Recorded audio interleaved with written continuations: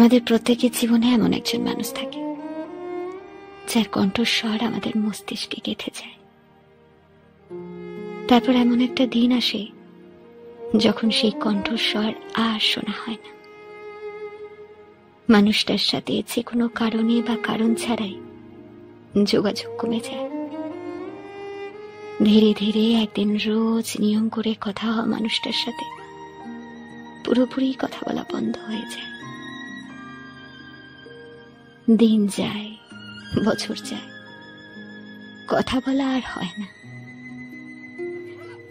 এরপর কোনো একদিন অপরিচিত একটা নাম্বার থেকে হঠাৎ কল আসে।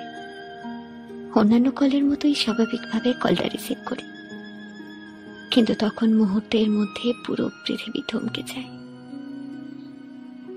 এর কারণ মস্তিষ্কে গেঁথে যাওয়া কণ্ঠস্বরটা ভুলতে না পারা। তার অস্তিত্ব জীবনের কোথাও নেই, তার না থাকাটাও আমরা মেনে নিই। অথচ সেই একটা কণ্ঠস্বর সব এলোমেলো করে দেয়। একটা কণ্ঠস্বর।